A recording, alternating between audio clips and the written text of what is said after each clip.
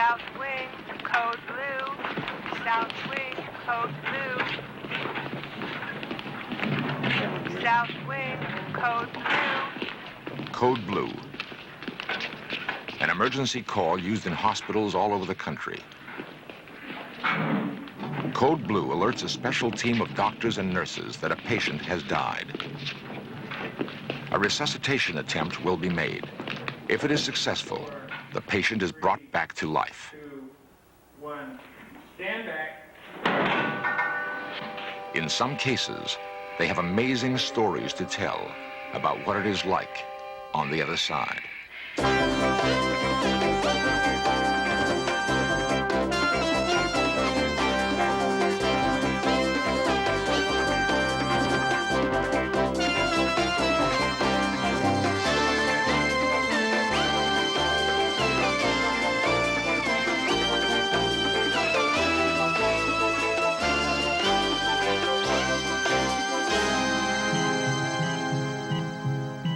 What is it like to die?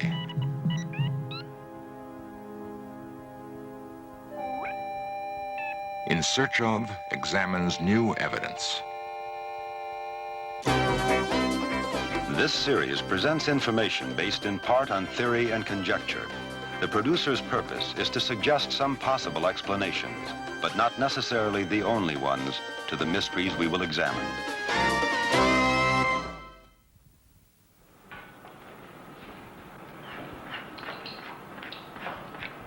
Dr. Thomas Rockwell is on intimate terms with death.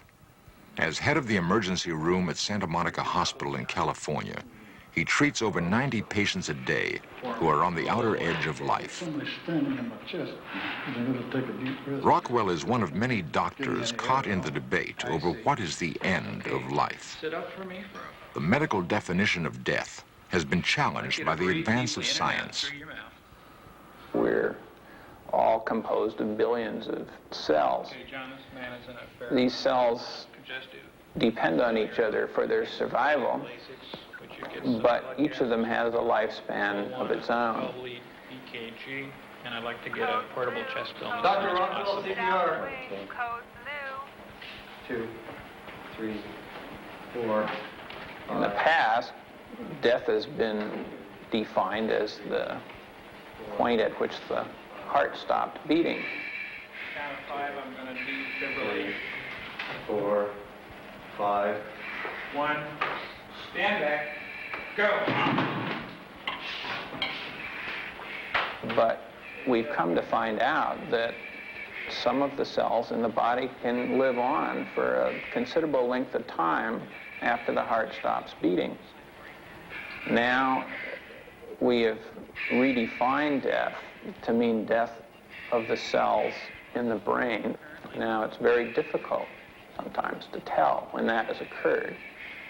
If you use the definition of death used to be used, many patients who would have been declared dead under those criteria are resuscitated and regain consciousness and go on and live a useful life. The medical profession's dilemma over the definition of death has startling implications for everyone. What is it like to die? For centuries, man has turned to his priests and wise men for answers. There were no first-hand accounts to go by. Now, due to advances in medical science, there are a few among us who claim to know what death is. Not scientists or doctors, but people who have technically crossed the line between life and death. Western custom is to mask the pain of dying and the sting of bereavement. But the accounts of those who have died and been brought back to life are remarkably similar in that the experience seems not to have been an unpleasant one at all. The words they choose may be different, but their stories lead to the same astonishing conclusion. One account goes, "I lost control of my car on a curve, and I remember thinking, this is the end. I felt like I was tumbling through a long tunnel, and then suddenly I found myself floating over the scene of the accident."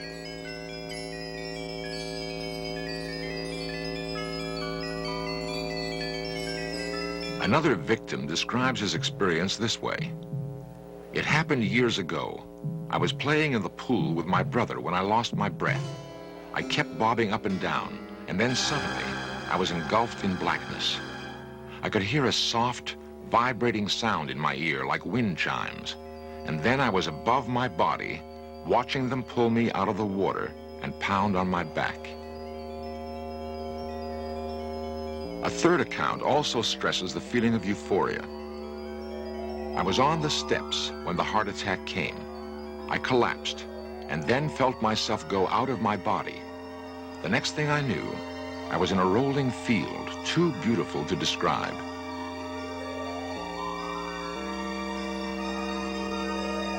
I was overcome with a feeling of utter peace and tranquility. Many have been reluctant to tell others of their encounters with the unknown, but a few have begun to speak out publicly. In 1970, I was diagnosed and told I had Hodgkin's disease.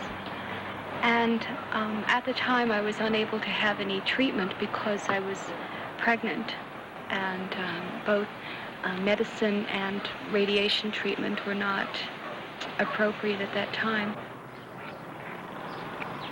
Catherine Hayward knew she was dying. Her disease advanced to the final stage. She made plans to have her children cared for and prepared to enter the hospital with no expectation of leaving. I was 27, critically ill, terminally ill. Began getting weak, very weak, in June 1973, and called my best friend Anne, who took me to the hospital.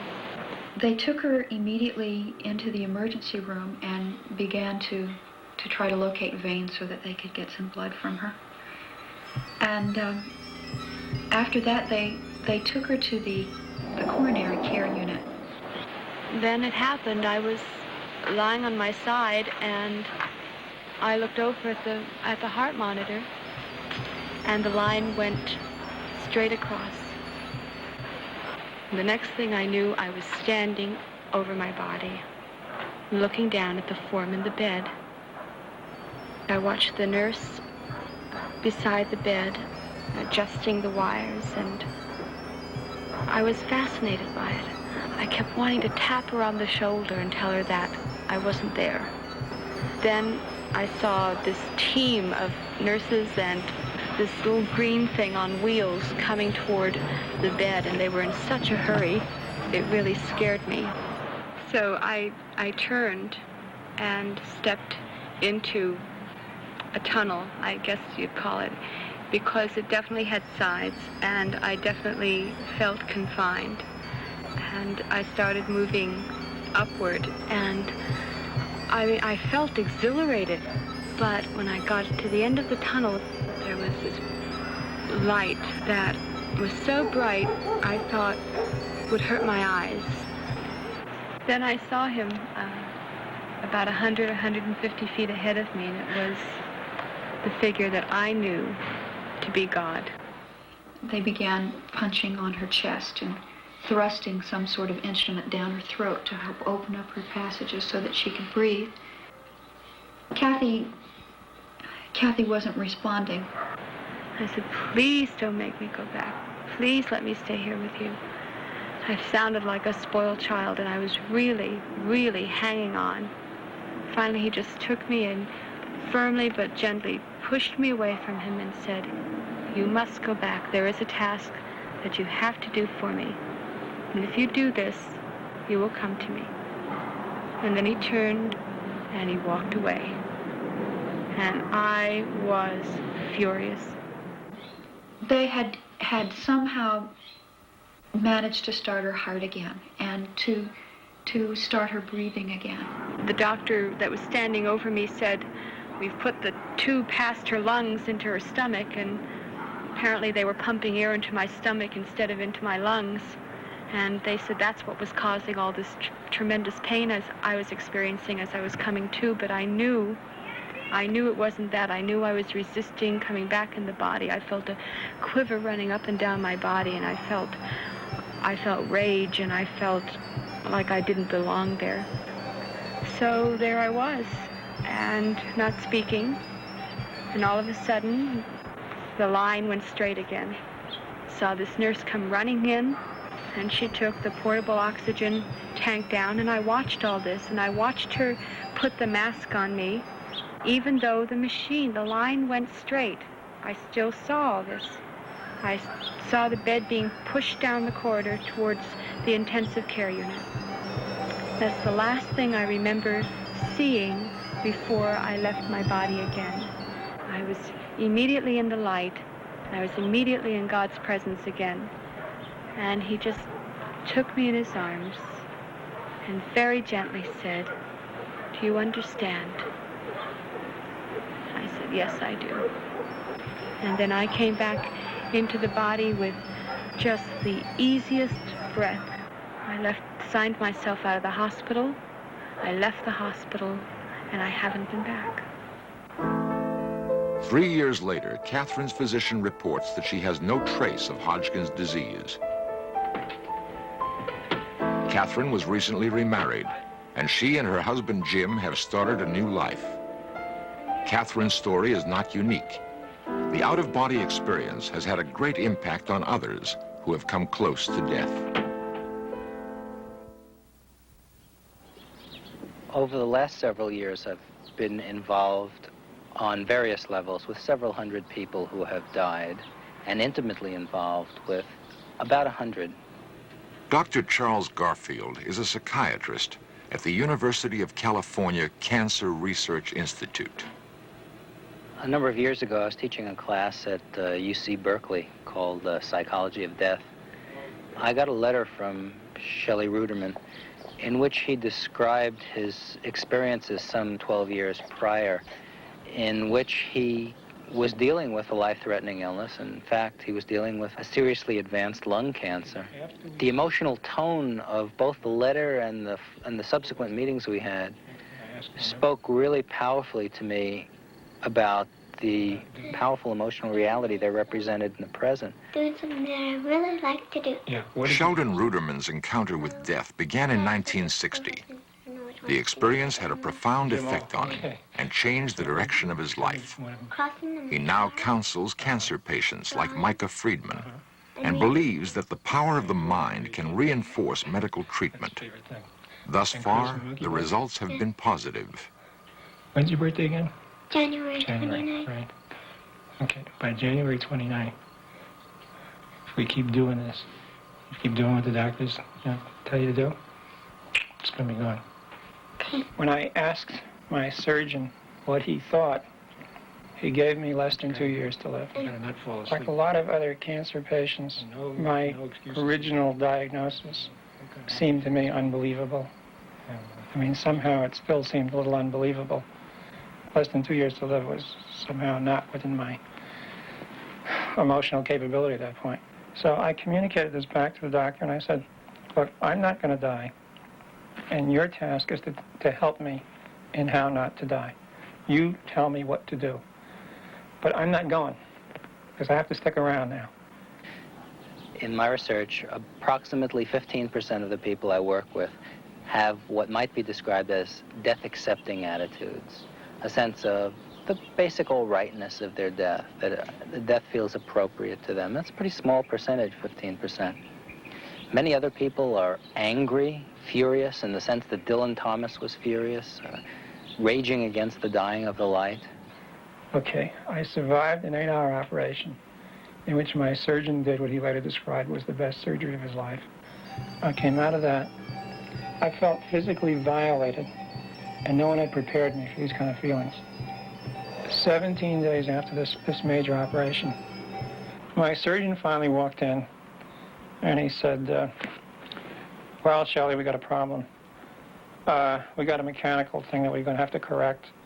There's a valve that's fouled up in there, and it's making some kind of mess. But it's really a minor correction. We'll have to take you back in the operating room. But it's such a minor thing, we won't have to give you a shot. They took me back into the operating room, and I was on the table now, sort of face down. And since this is a teaching hospital, there are like now about 25 students in the room surrounding the table. and I couldn't believe what was happening. He was cutting me open, and I was wide awake. One of the things I originally was trained in myself was engineering. What was perfectly obvious to me was that of the 25 people in the room, very few could see the surgery. So what I did was sort of like a little engineering thing. In my mind, I built a board coming out of the wall in back of me, which would go right over the table, right above the body. I'd be able to look down. No one would block the view. It was just, you know, mind play. No sooner had I thought of that when my consciousness was on the ceiling watching this operation. I have to say at this point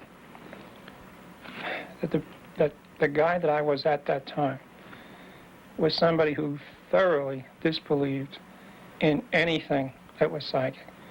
I was a very scientific character. I was an atheist, very pragmatic.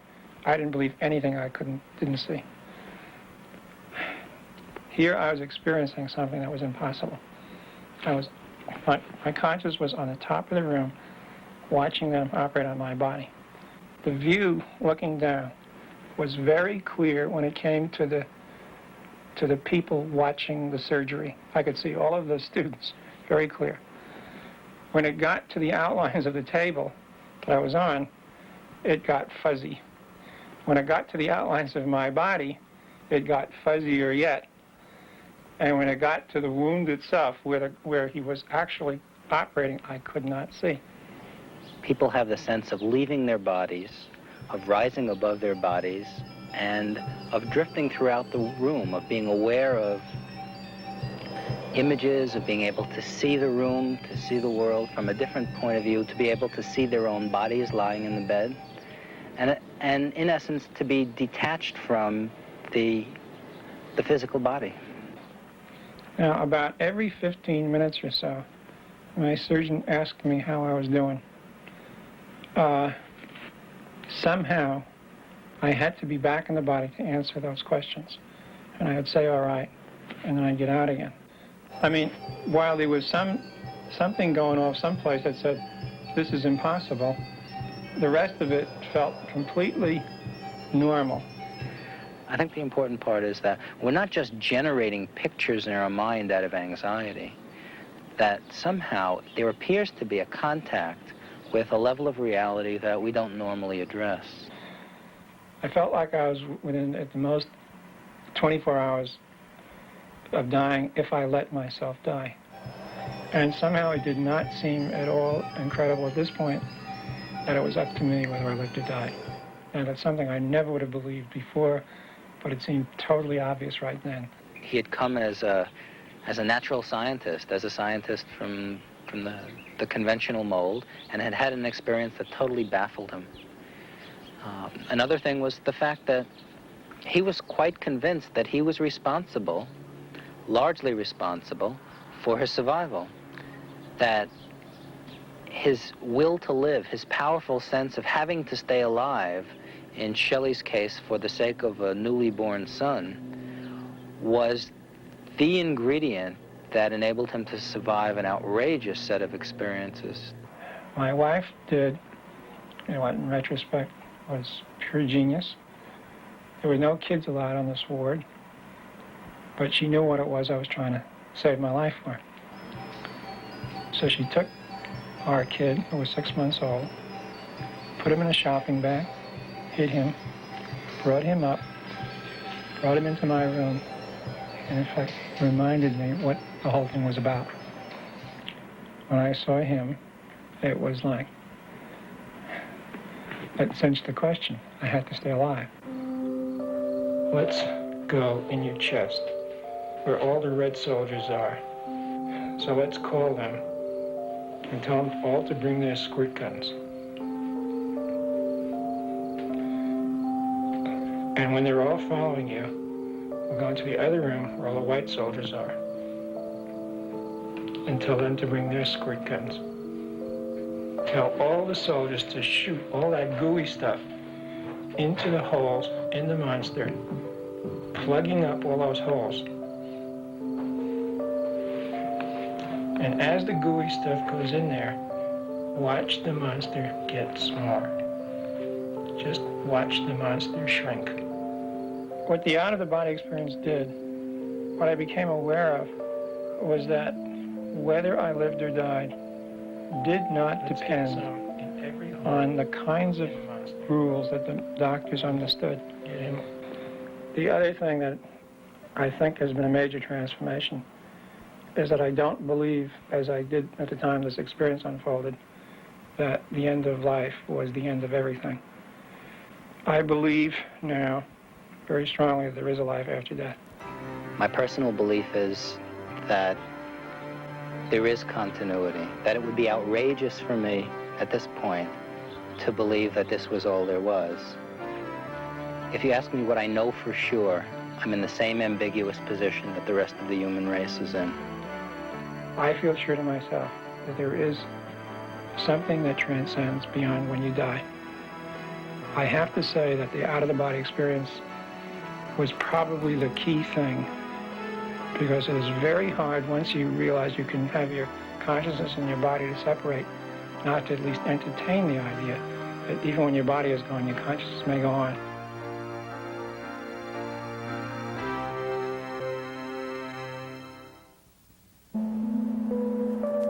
Independent accounts of the out-of-body experience are remarkably similar. What they tell us about the nature of human consciousness may have great significance. The fact that the experience cannot be adequately explained by science has led many to question the finality of death. Is there life after death? Today, there are many who've gone over the brink and returned to tell us about it. They do not offer proof of life after death, but their reports give us a new perspective on the possibility that death is not an ending, but a beginning.